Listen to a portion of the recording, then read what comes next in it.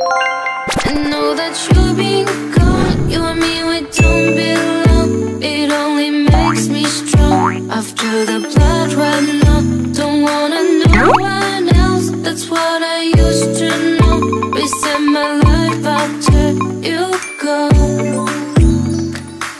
Hi guys! Welcome back again sa aking YouTube channel, and it's me again, Modia Baliling, ang Plantita from Davao City.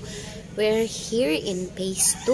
So, nandito po ako ngayon sa Phase 2, and like what I said is halos almost everyday is nandito tayo sa Phase 2 kasi nga ginagawa ko siya or mini-makeover natin yung ating pinaplanong plant nursery. So for today guys is samahan niyo ako. Meron akong money tree dito sa Phase 2. Almost 8 months na siya nandito nakatanim sa lupa, and actually napakita ko na siya on my fast vlogs, pero today guys is ililipat ko siya sa isang malaking yung balde na mga malalaki, like yung parang mga drum na yung ganung kalaki, pero hindi naman talaga as in parang drum kalaki, pero ilipat ko siya sa yung mga malalaking balde.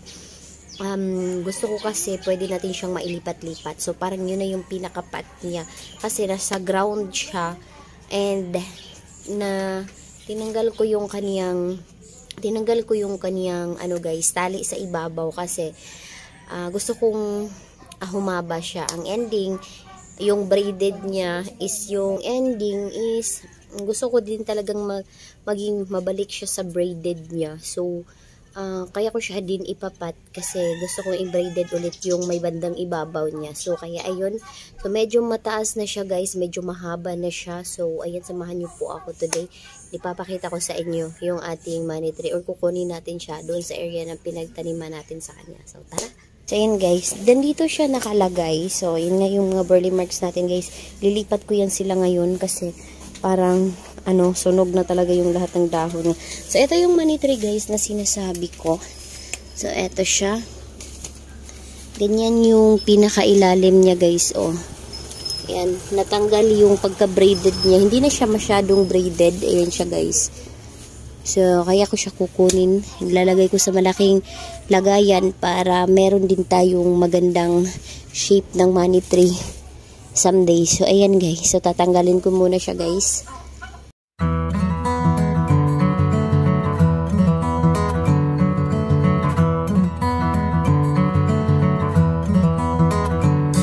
So ayan guys, ito na yung money tree na sinasabi ko guys. This is 1, 2, 3, 4, 5, 6. Ba't naging 6 na lang ito? 1, 2, 3, 4, 5, 6. So this is 7 stalk guys dati. Pero I think ito yung isa guys, na deads yung isa.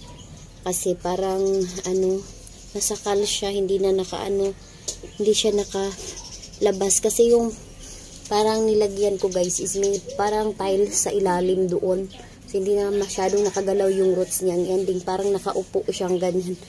Ayan guys, so ayan yung braided niya, oh. Ako din po yung nag-braided nito guys. So ganito po yung mangyayari ng sa money tree kapag tinanggalan po natin ng tali dito sa ibabaw. Ayan, so dito lang po sa bandang baba yung magbe-braided. Ang dito sa ibabaw is natatanggal po yung braided kasi kapag tinanggal natin yung tali is magtuloy-tuloy na yan siya doon, tutubo sa ibabaw, and ang ending dito lang banda yung mabe-braided. Then yung ibang stem niya guys is hindi lumaki kasi that area guys, nung nilagyan ko sa kanya or nung doon sa tinaniman ko sa kanya, parang kulang ng nutrients yung nakukuha niya kasi yun nga, may bato sa ilalim, merong tiles na nakalagay sa ilalim, hindi masyadong naka-ilalim ng lupa. Kaya yun din yung niya guys, na parang nakaupo lang siyang ganyan. As in ganyan yung niya guys, oh, ganyan lang yung ilalim niya. Gagawin ko today is ililipat ko siya sa, ayun, nakikita niyo yung balde na yun, yung malaki. So doon ko siya ililipat, and eto nga siya. So kukunin ko muna yung balde guys kasi dito ko gusto siya ipwesto. Dito sa may bandang dito na area kasi malapit siya sa entrance. Pag open ng door is siya yung makikita. So, tara.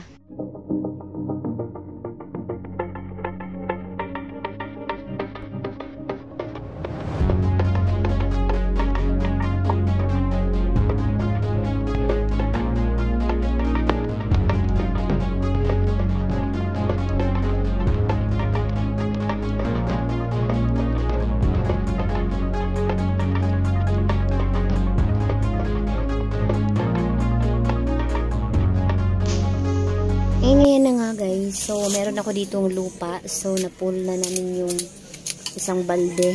Ayan. Ito yung lupa, guys, na nandito lang siya. So, hindi po ako bumili ng mga lupa. Talagang yung, ang ginamit ko na soil is garden soil kasi okay naman yung soil dito, banda, guys, na dito sa phase 2 is maganda naman yung soil dito kasi mataba naman yung soil. So, ayan. So, itatanim na natin dito yung ating money tree.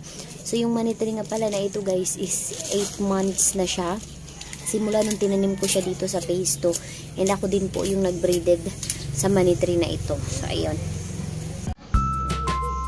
So, yun, guys. Ito na yung ating money tree. Ganyan kakaganda yung kanyang braided, guys. Oh. Ganyan yung braided niya.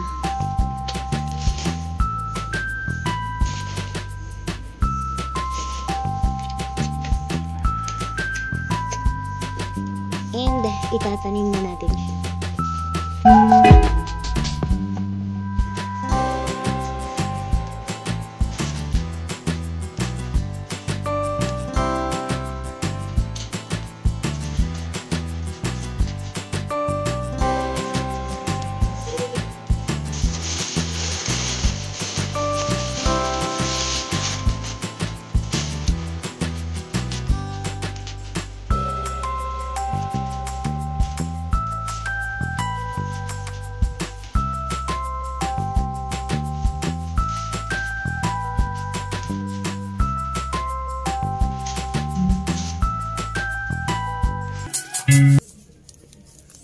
And after that, guys, na itanim na natin ng ating money tree is didiligan natin siya kasi sobrang dry yung soil na ginamit natin. So, didiligan natin siya.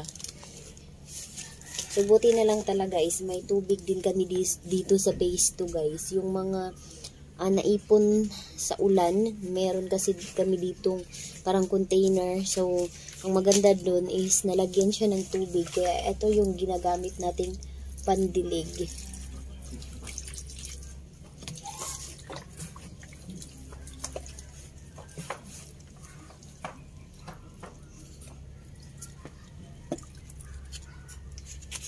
So, ganyan lang kadami yung ididilig natin sa kanya kasi hindi naman maselan talaga ang money tree, guys. At ang kalaban talaga ng money tree, guys, is yung overwater. So, hindi natin dadamihan yung tubig. Tama na yung isang timba ng tubig or isang tabo ng tubig. Okay na yun. Okay na yun sa kanya. And since hindi na siya dito nauulanan, ewan ko, guys, kapag kung nauulanan ba to dito kapag merong ulan. So, yan, medyo didiligan din natin siya palagi dito. Pero hindi naman as in everyday. Andun pa din yung dilig natin, guys, na 2 times a week. So, 2 beses sa isang linggo. So, yun pa rin yung paraan natin sa yun pa rin yung paraan natin sa pagdilig sa ating money tree. So, eto na nga siya, guys. So, hindi na nga siya masyadong braided. Ayan. So, papa-stable ko muna siya dito, guys, bago ko i-braided itong mga new stem niya. So, pag naging braided na to siya dito, guys, is itatali ko na siya dito banda. Eh, napansin ko din kasi sa kanya, guys, yung ibang stem niya, instead na 7 stalks to siya, nagiging 6 stalks na lang. So, 6 na lang siya. So, hahanap ako ng isa na pwede nating ilagay dito para magiging 7 stalks din siya. Then, kaya doon na din natin siya i-braided para as in tuloy-tuloy na yung tubo niya and hindi na natin siya mahalungkat pa. Kumbaga, straight na yung tubo niya. Kailangan na lang natin ng alaga. So, ayun, guys. So, antayin ko muna yung isang stem or maghahanap muna ako ng isang stem na pwede nating isama sa magiging 7 stalks na braided na ito. So, ayun, guys. So,